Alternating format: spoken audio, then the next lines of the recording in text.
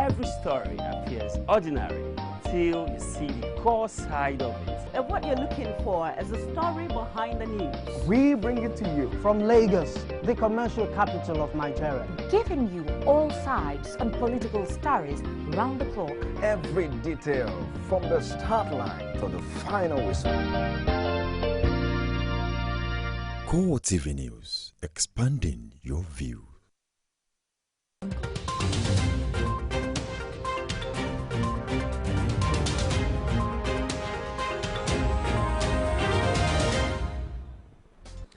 Hello and welcome to CoreTV Primetime News. I am Christian Ogodor. In our major news tonight,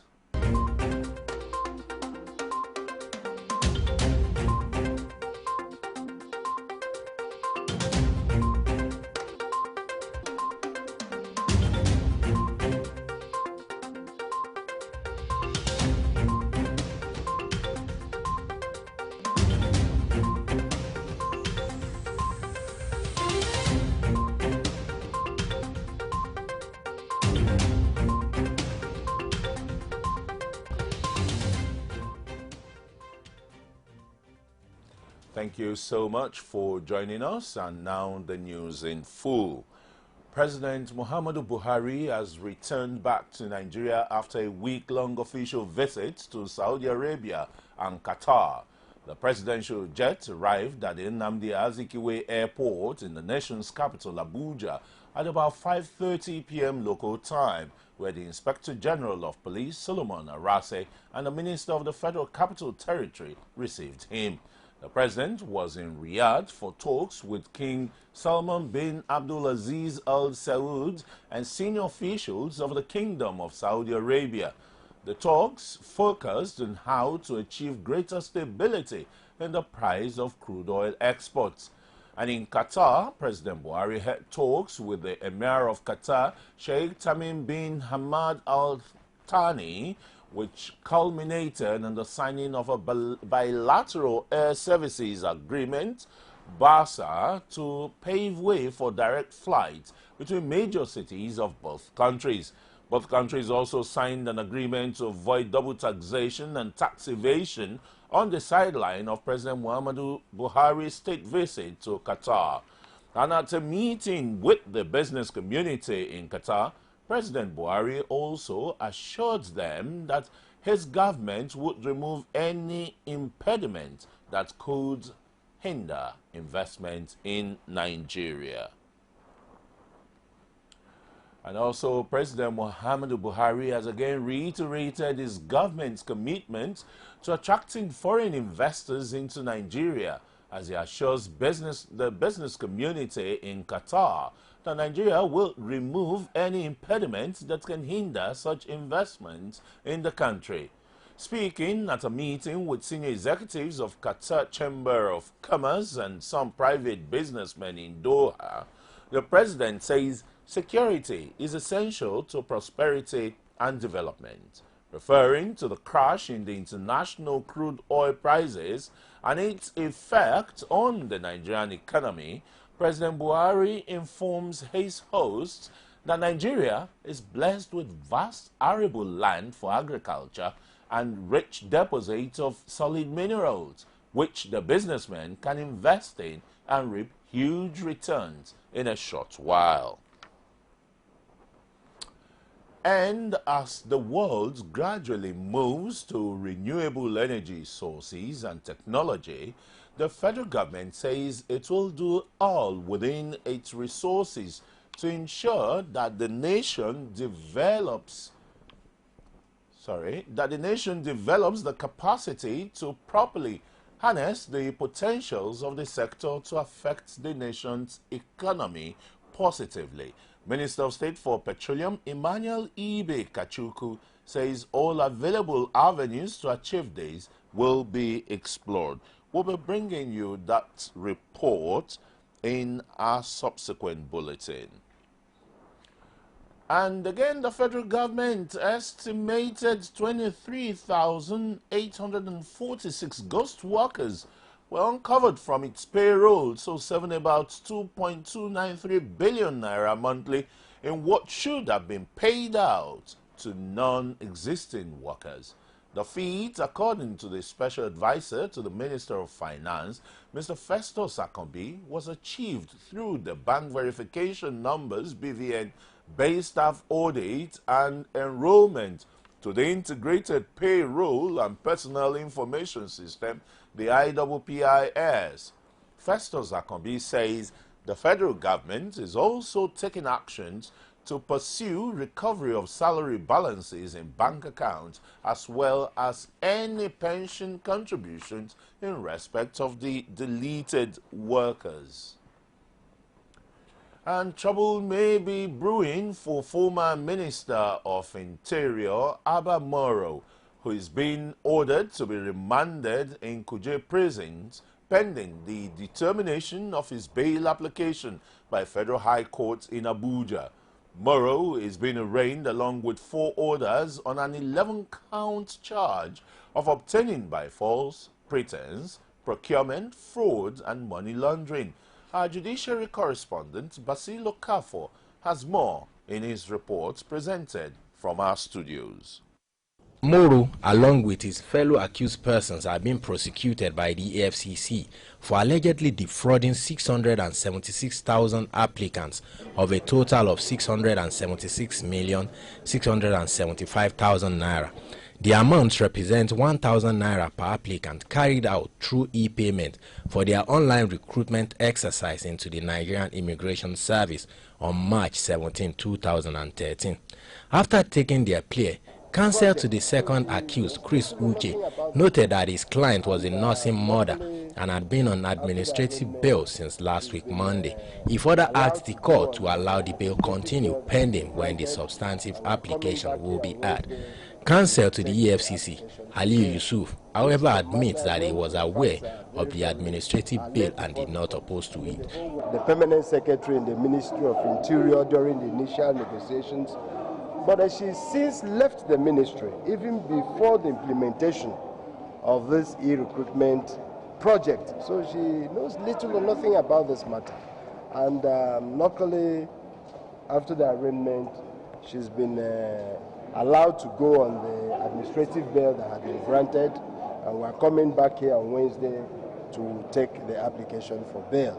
This is a matter when the facts are very laid before the court. I mean, the whole world will see that this woman had nothing to do with this matter.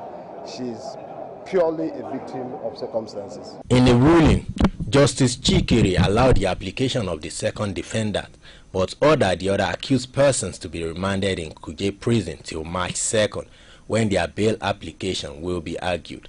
The counsel to one of the accused persons, Mahmoud Ahmadu, who was said to be at large by the Anti-Graft Commission, refuted the claim. So it was very shocking and surprising to read in the charge that Mahmoud Ahmed, who was never invited by EFCC, was declared on the charge as being at large. He's not at large. He would make himself available before the court to show that he has nothing to hide and is not running from any justice. If you have not invited a man, how will he know that there is any specific allegation against him? So that, at the appropriate time, we are going to take up with the courts. EFCC alleges that the recruitment firm Drexel Technology Nigeria Limited, which executes and 8 standing committees of the House of Representatives that failed to submit budget reports of ministries, departments, and agencies of government under its supervision have lost the right to conclude the exercise. The 8 committees are expected to hand over their budget proposals to the House Committee on Appropriation with immediate effect.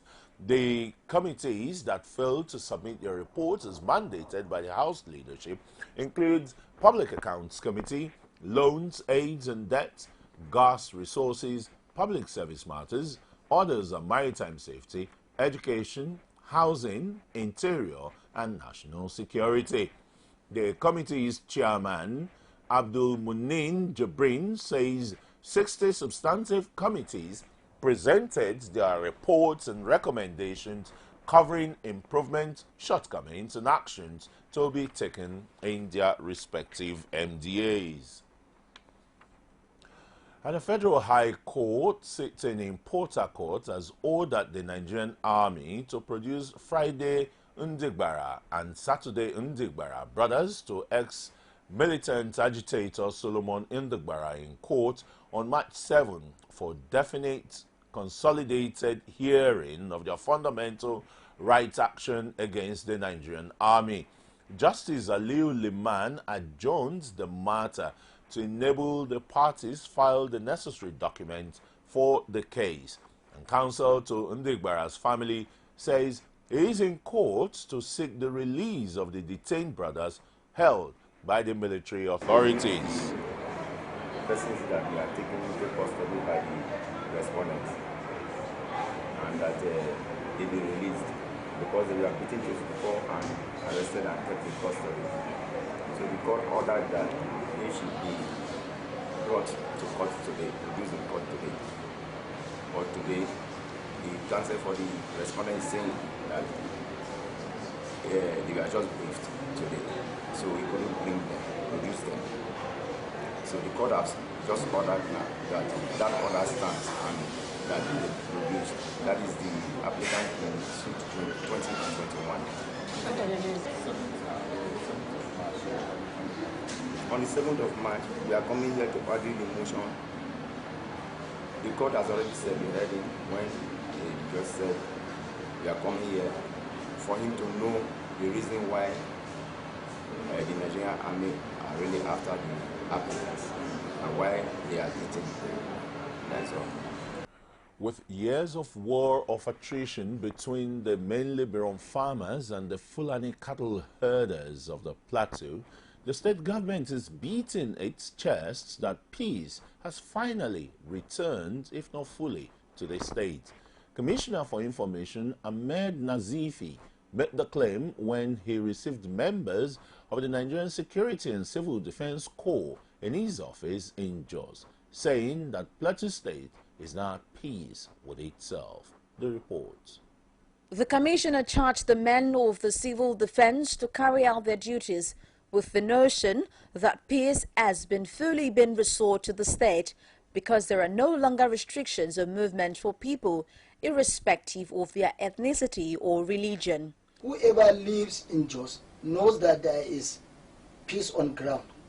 There is no place one cannot go, and there is no place one cannot sleep.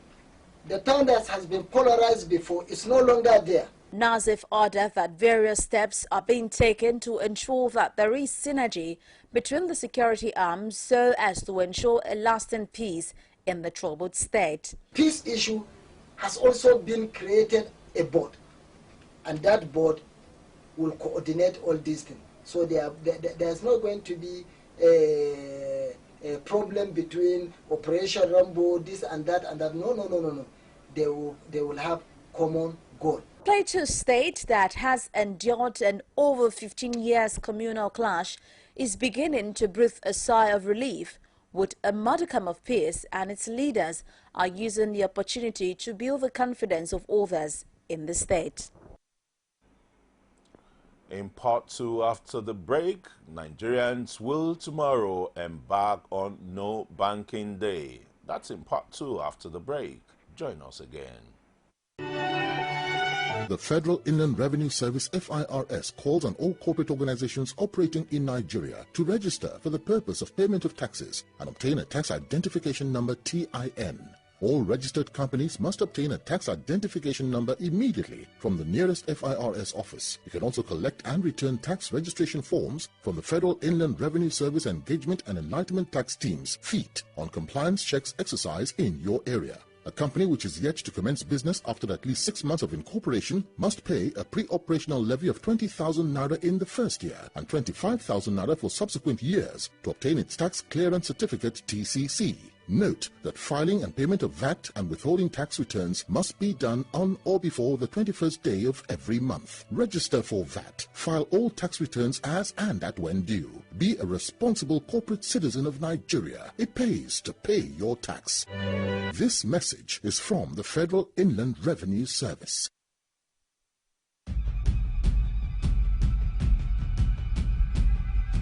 Are you aware that the death percentage attributed to Lassa fever cases is currently put at 43.2%, a figure considered very high? Lassa fever, an acute viral illness characterized by high fever, muscle aches, mouth ulcers and bleeding in the skin, is harbored by rats and spread to humans via the urine and droppings of rats. To prevent Lassa fever, avoid any exposure with rodents, rats, as well as food and objects contaminated with rat secretions and excretions. Report all suspected cases of Lassa fever immediately to the nearest healthcare institution. Help prevent Lassa fever. This message is from the federal government of Nigeria.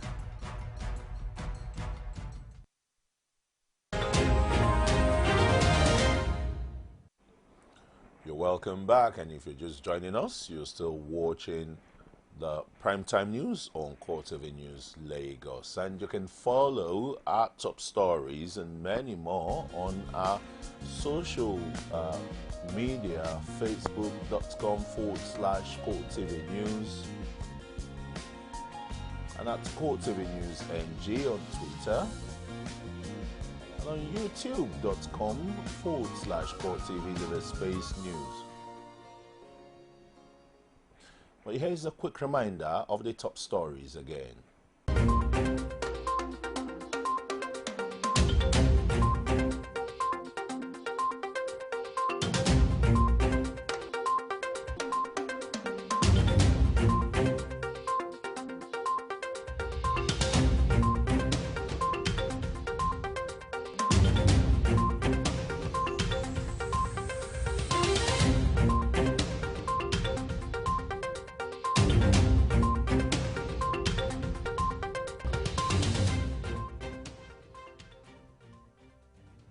I'll continue with the rest of the bulletin. The incessant bank charges on customers have continued to generate mixed reactions from Nigerians as plan to protest and shun the banks is slated for tomorrow, March 1st. And on our flagship current affairs program, Core Digest, this was at the forefront as analysts took swipes on the banks and charges levied on customers. The recent bank charges on customers is no doubt taking a new twist as analysts on our flagship program Core Digest emphasized on the need for bank customers to shun the banking sector in order to protest their rights of unjust deduction. These banks are indiscriminate and they are out of control. You get charges on your account that they don't even bother to explain. They are the regular charges that you have listed that the people are even aware. But sometimes you get a charge 733 naira, 222 naira. They don't even bother to explain what those charges are. For Sami Akindekwe, he opines that the bank charges is completely unfair considering the present state of the economy. Conference is not the matter. Solve the problem. It's not rocket science. If it is rocket science, people learn sciences. So learn it. It's a simple thing. It's not, it's very unfair on an average man. Callers on the program also share their views. You withdraw money from bank, they deduct SMS charges, and now they are bringing another stamp duty whenever you are depositing or you are withdrawing money. They will be deducting 50 naira. This is not encouraging. It's not helping an average man. They should try and fix things and not to collect money from these banks because they have their own to save and we have our own business to keep. Nigerians expect the governing body to kick off economic development to enhance the present situation of the country. And while the analysts were jojoing over the issue of the no banking day, mixed reactions also continue to trail the planned protest against what many Nigerians perceive as exorbitant charges of the banks. The nationwide boycott, scheduled for Tuesday, 1st of March 2016, may be the first time a consolidated approach from Nigerians towards bank charges is being taken. Rashid reports from Ilorin, the Kwara State capital, on the development there. All right, Rashid's story will come in subsequent course of our bulletin. And we move on to Plateau State, where residents have added their own voices to the call for a total reversal of the 45% hike in electricity tariff. Some of them who are speaking with our correspondents in Jos say government is being insensitive to the plight of the masses. The announcement of increase in electricity tariff has continued to generate discourse and debate from several quarters, while some are saying that they would pay more if electricity supply becomes stable. Others are of the opinion that due to the current economic situation, increase on the price of any basic amenity should be rejected in its totality. So there's nothing like increasing electric tariff. Why there is no thing to show? So I support them. So let them stop with increment now. Let everything stabilize. If we started seeing NEPA constantly, then they can make an increment so that when you are paying, you know you are paying for something. You're paying high money and you're not even getting the light constantly. Then they are saying that you must use up to 300 units. Now, even though you don't use up to 300 units, they are giving you the charges of 300 units. All the residents are applauding the Senate for calling for the complete reversal of the new tariff, adding that even at the old rate, the exploitation of the electricity distribution companies on the masses was unbearable. The tariff and the light bill that I bring in is unbearable because even me and some of my neighbors, they were bringing bill of 19,000, 5,000, 6,000 monthly, even in the residential area. But to me, the Senate are doing the right thing. I think the exploitation from the NEPA to the consumers is very, very high. Because if not because of the scarcity of fuels we are experiencing in this our nation, most of us would have preferred using our jeans. While business activities continue normally at the electricity workers' offices, some are of the opinion that if the tariff is not reversed, the untiring human spirit in Nigerians could push them into seeking alternative measures. And a call has gone out to Nigerian youths as change agents to reposition themselves to play important roles in every aspect of national life, including agriculture. At a dinner and awards night organized by the World's Changers International in Lagos, Honorable Minister for Agriculture and Rural Development reiterates the importance of agriculture in contributing to the economy. Victoria Solomon files in this report as presented from our studios. The oil we depend so much on cannot engage a significant number of this youth. Nigeria is blessed with abundance of natural resources, yet the country ranks high on the poverty index, its people suffering in the midst of plenty. With Nigeria's over 80% arable land, half of which has not been cultivated, the Honorable Minister for Agriculture and Natural Resources believes that agriculture is crucial to Nigeria's economy and the youths have a pivotal role to play in its development. This project is very, very laudable. It couldn't come at a better time in the development of Nigeria. As you are all aware now, the prices of oil has been crashing. And the only answer for Nigeria now is to go back to the agriculture. This same belief is held by a member of the Lagos State House of Assembly who sees the energy of teeming unemployed youth can be channeled towards harnessing this non-oil source of revenue. The true wing of any country is the workforce of that country. Any country that neglects the youth wing of that existence is almost going down the drain. And in the same vein, youths have been urged to create jobs for themselves and not depend on government for everything. The youths of today should get up and stop waiting for government to do everything for them. You actually get up and do it yourself. I mean, you actually can't wait for government to help you make your own living. You have to get up and actually get there and do what you have to do to make your living. Many hope that if more youths focus their energy on agriculture, Nigeria's economy would be revived and the glorious days of plenty restored in no distant future. The Nigerian Film and Video Censorship Board is seeking partnership with the National Youth Service Corps in a bid to create awareness on good content for the nation's film industry. The partnership is coming on the heels of the myriads of criticisms against some of the video productions from Nigerian movie makers, popularly known as Nollywood. To achieve the awareness, 21 core members were inaugurated to become media ambassadors of the board. The North Central Zonal Coordinator of the National Film and Video Censors Board, Leon Danladi, said that core members would speak to create awareness on behalf of the board wherever they find themselves. That will eventually lead to the realization of better society by the content we watch and our children watch. And the impact of this content has shown a lot of negativity on the part of what is happening in our society today.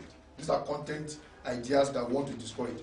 The state coordinator of the National Youth Service Corps called on those chosen to see the invitation as a call to service to their fatherland. He decried the situation of Nigerian films that always portray the youth corps members in bad light. I don't think there's any family, there's any home that you will not see or will not have the impact of him. I know with the zeal they've been working, this agency has been working, I know they are very serious, and I know you are in good hands. Responding on behalf of the core members, Blessing Ogbonaya thanked the body for the opportunity to serve the National Film and Video Censors Board, which was established by Decree 85 of the 1993 as the official regulatory body for the film and video sector of the economy.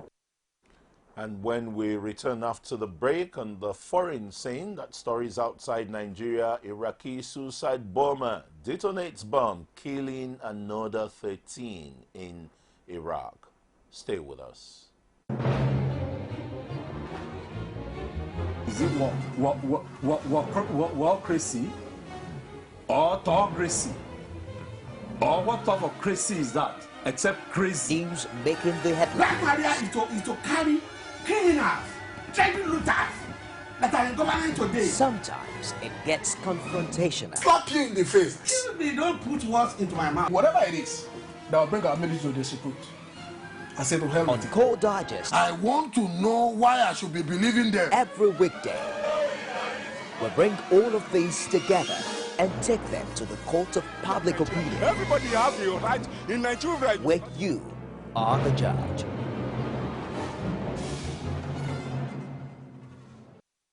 You can now watch CoreTV News live from anywhere in the world on our website www.coretvnews.com. Click on Live TV on our website and watch us live. And welcome to CoreTV Primetime Days. To follow us on Twitter, click on Twitter icon on our website.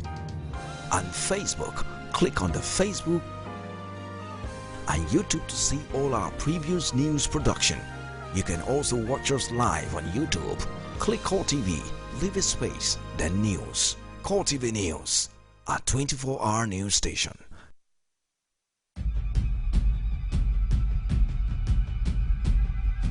Are you aware that the death percentage attributed to Lassa fever cases is currently put at 43.2%, a figure considered very high?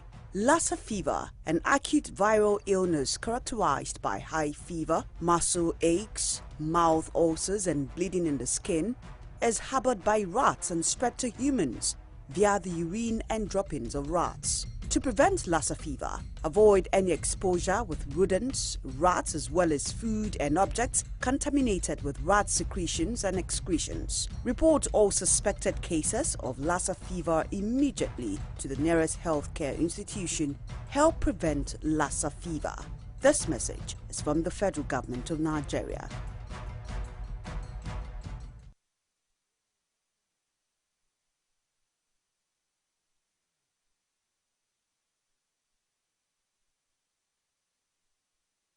For topical issues, Nigerians must have something to say. Arms. We don't need arms for anything.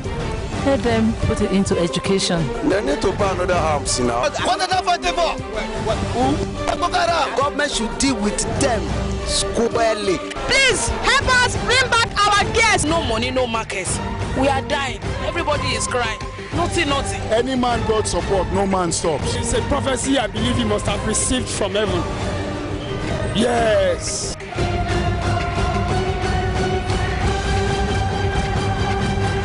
The people giving voice to the voiceless. Iraqis, you're welcome back to the continuation of our bulletin. An Iraqi suicide bomber has detonated a bomb as government forces continue to battle fighters in the western province of Anbar. And the bomber, with an explosives-packed vest, blew himself up in Maghdadiyah, a town northeast of Baghdad, killing at least 13 people and injuring 41 others. According to security and medical sources, the attack comes just hours after 16 Iraqi army soldiers and tribal fighters were killed in a village south of Fallujah in Anbar after a shelling on their barracks. And a crowd of migrants has broken down a barbed wire fence on the Macedonia-Greece border using a steel pole as a battering ram. Migrants pushed against the fence at Idomeni, ripping away barbed wire as Macedonia police let off tear gas to force them away. Reports say many of those trying to reach northern Europe are Syrians and Iraqi refugees.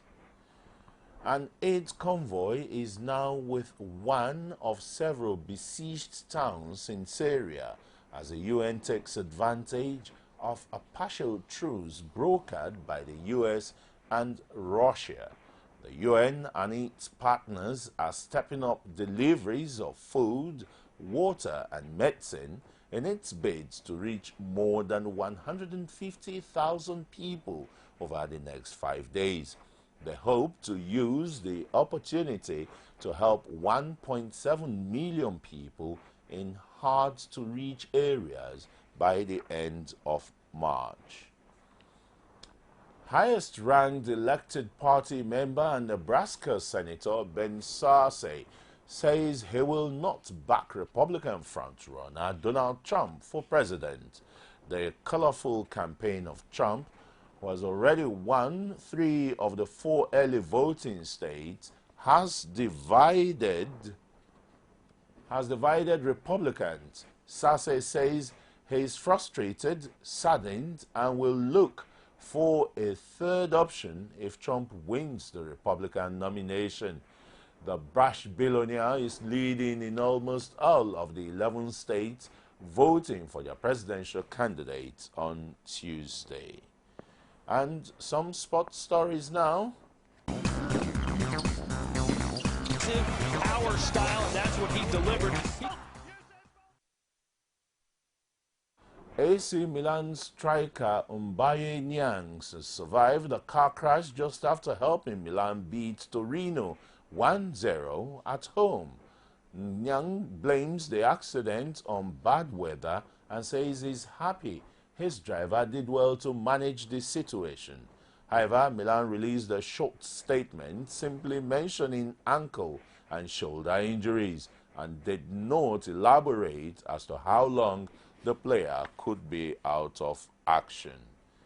And Leicester midfielder N'Golo Kante will miss the Premier League leaders' next 2 games after injuring a hamstring. Kante, who was injured during Saturday's 1-0 win over Norwich, will miss Tuesday's home game with West Brom and the trip to Watford on Saturday. The 24-year-old, who joined the club in the summer, has played in every league game so far this season. And Everton manager Roberto Martinez says he can handle the extra pressure on him following Farid Moshiri's multi-million-pound investment in the club.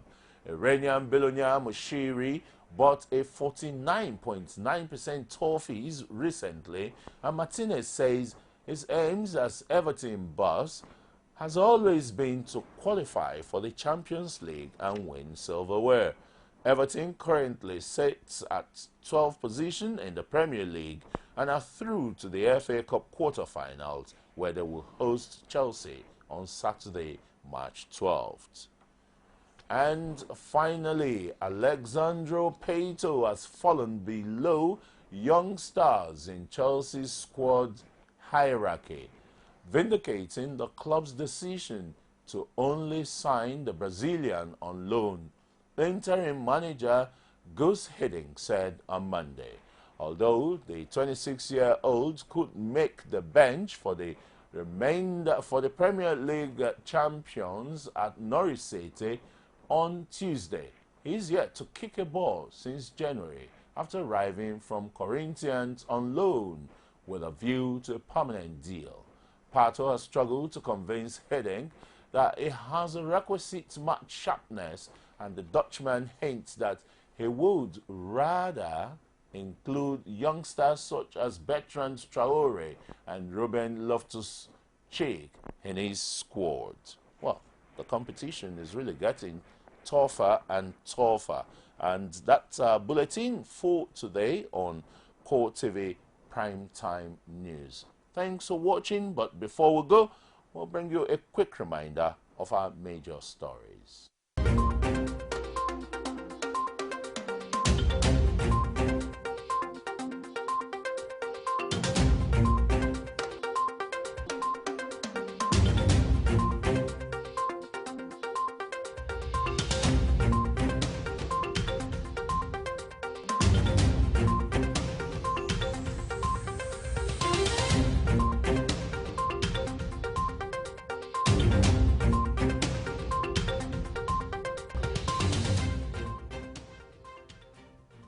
Well, that's how we'll drop the anchor on our primetime bulletin. Do remember to join us for our midnight update. I am Christian Ogodo. Thanks for watching.